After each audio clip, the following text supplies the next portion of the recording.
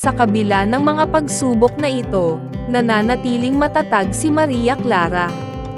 Sa isang pahayag na kanyang inilabas, sinabi niya, para ito sa little old me, na kailangang magpakatatag at magsuot ng ngiti kahit na gaano kahirap ang mga araw.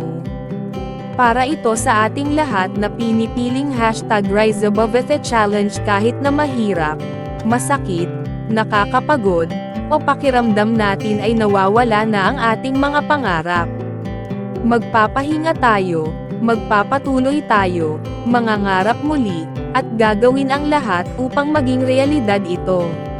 Kamakailan lamang, maraming mga Pinay influencers at celebrities ang sumabak sa Ahsoka Makeup Challenge.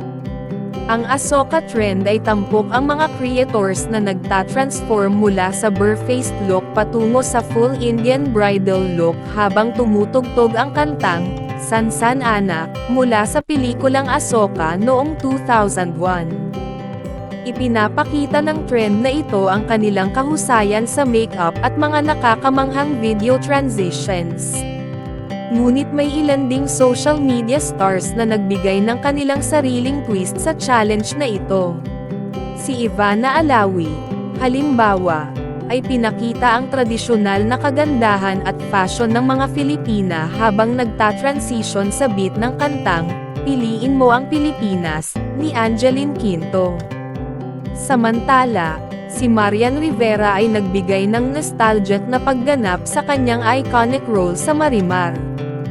Kamakailan, si Kailin Alcantara ay sumali rin sa Ahsoka Challenge, ngunit imbis na ipakita ang isang partikular na look o kultura, ginamit niya ito bilang isang creative platform upang tugunan ang online criticism at personal na mga hamon. Sa kanyang Ahsoka makeup video, nagsimula si Kailin na walang makeup at emosyonal, may luha sa kanyang mukha. Lumalabas ang mga text na nagsasaad ng mga harsh comments na natanggap niya tulad ng abuser, bitter, at toxic. Habang unti-unti siyang nag-aayos, kinakanta niya ang Who's Afraid of Little Old Me, ni Taylor Swift, isang kanta na tumutugon at humaharap sa lahat ng mga tsismis tungkol sa kanyang buhay.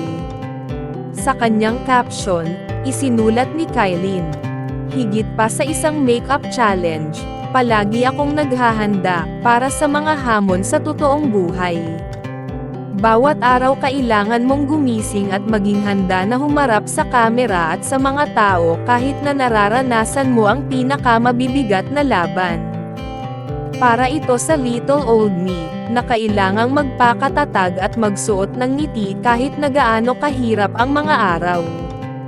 Para ito sa ating lahat na pinipiling #Rise Above the Challenge kahit na mahirap, masakit, nakakapagod, o pakiramdam natin ay nawawala na ang ating mga pangarap.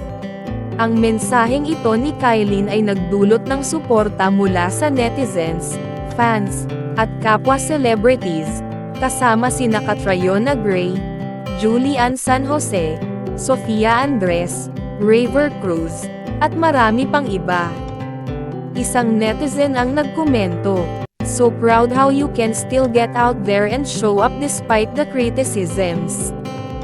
Hindi ko ata kaya yon, so I'm so proud of you." An inspiration. Sa kabila ng mga kontrobersya at mga pagsubok, nananatiling matatag si Maria Clara Cruz, patuloy na nagsisilbing inspirasyon at halimbawa sa lahat ng kanyang tagahanga at mga taga-suporta.